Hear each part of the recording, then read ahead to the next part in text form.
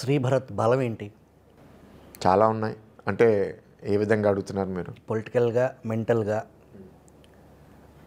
మెంటల్‌గా కొన్ని సూత్రాలండి. ఒక సూత్రం ఏంటి అంటే, మనం నిజంగా ఒకటి నమ్మి దాని మీద జెన్యూన్‌గా మనం పర్స్యూ చేస్తే ప్రపంచంలో ఉన్న ఆ శక్తి అంతా మనతో కలిసి మనకి అది అనుకూలంగా జరిగేటట్టు అవుతుందని నేను నమ్ముతాను. సో ఫస్ట్ నాకు కావాల్సింది నేను అనుకుంటాను, కోరుకుంటాను, అడుగుతాను. సహాయం కోసం కూడా అడుగుతాను. అడగకుండా అమ్మ కూడా తినబెట్టదు.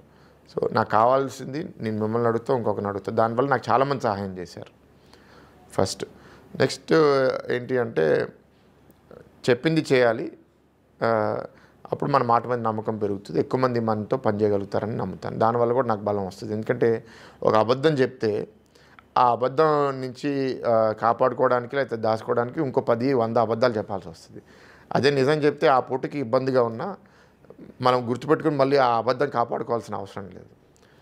నెక్స్ట్ కష్టంకి వచ్చేసరికి మనం ప్రతి దాంట్లో మన నచ్చిన దాంట్లో అట్లీస్ట్ 100% ఎఫర్ట్ పెడదాం.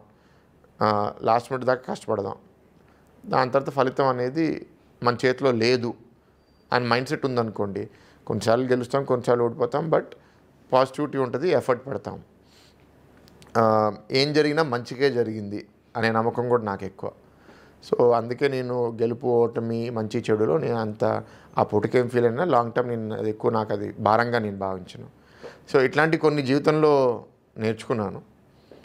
అండ్ ఈ అన్నిటి వల్ల ఏంటంటే మానసికంగా బలంగా ఉంటాను, ఎక్కువ పనులు చేయగలుగుతాను, ఎక్కువ ఇబ్బందులు కూడా చూడగలుగుతాను. అండ్ ఇబ్బందులు వచ్చినప్పుడు కూడా నాకేంటి అంటే దీన్ని పరిష్కరించే లోపల ఇంకో ఇబ్బంది వస్తుంది. సో రోజు ఏదో ఒకటి ఫేస్ చేస్తున్నప్పుడు అలవాటు అయిపోతుంది. ఇది ఒక పెద్ద భారంగా అనిపించదు. సో మానసిక బలమే మోస్ట్ ఇంపార్టెంట్. సో అది బాగా హెల్ప్ చేస్తుంది. ఇంకా ఫిజికల్గా ఇంకా ఇంప్రూవ్ చేసుకోవాలి, ఇంకా కొంచెం ఫిట్ అవ్వాలి. అదైతే ఇంకా ఎక్కువ పని చేయగలుగుతాం. మీ అన్నయ్య ఫిట్ అయ్యారు కదా, టోటల్లీ ట్రాన్స్ఫార్మ్. అదే ఆయనకి పోయిన వెయిట్ అంతా నాకు దొరికింది. నేను కోవిడ్లో ఒక 14 కేజీలు పెరిగాను. ఇప్పుడు ఆ 14 కేజీలు పోయినాయి. సో 123కి వెళ్ళాను. ఒక 14-15 కేజీలు తగ్గాను.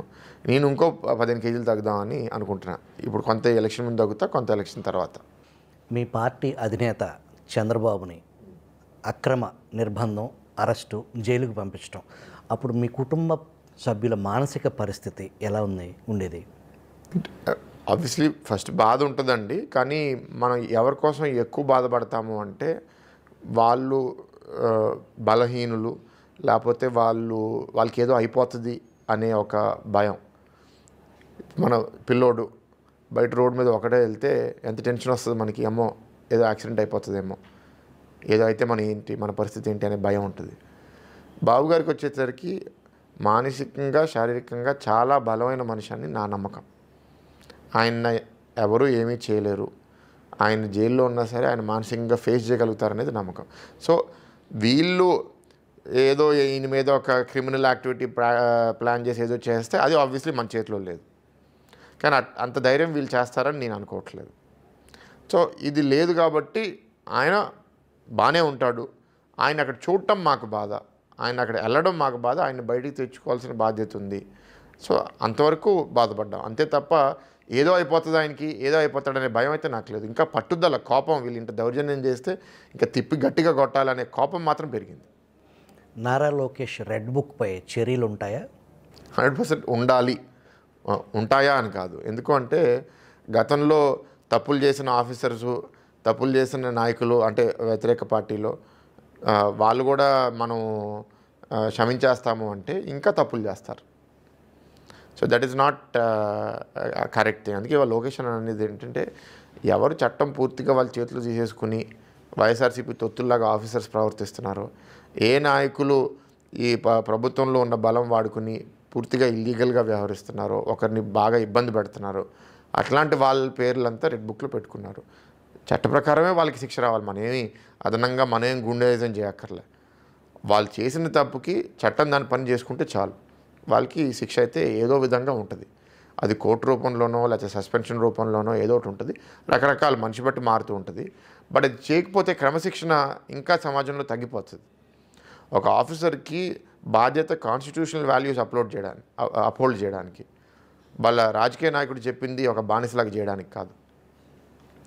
అది మనం సెట్ చేయకపోతే అది ఇంకా దిగజారుతూ పోతుంది. అసలు ప్రజలకి ప్రభుత్వం మీద నమ్మకం ఇప్పుడే తగ్గిపోయింది బాగా, ఇంకా పూర్తిగా నశిస్తుంది. వచ్చే పార్లమెంట్లో శ్రీభరత్ మై డియర్ స్పీకర్ అంటాం ఖాయమా? మై డియర్ స్పీకర్ అని అనుభవం, కానీ అక్కడ ఏమనాలో అది అంటాను నేను డెఫినెట్లీ. అధ్యక్ష అని అంటాం కదా తెలుగులో, మరి ఇంగ్లీష్లో గెలుపు ఖాయం అంటే ఎస్ అండి. We have to be positive, లాజికల్గా కూడా ఉండాలి. లాజికల్గా ఏంటంటే మాకు ఓవరాల్ స్టేట్లో ఒక యాంటీ ఉన్నా సరే మేము వైజాగ్లో 4 ఎమ్మెల్యేలు ఏడిట్లో గెలిచాం. ఇవాళ ప్రభుత్వం ఫామ్ చేసే వాతావరణంలో ఏడిటికి ఏడి గెలిచి ఇంకో 3వ అభ్యర్థి కాంపిటీషన్ లేదు ఎంపీకి. ఇప్పుడు 2 పార్టీల మధ్యలోనే పోటీ.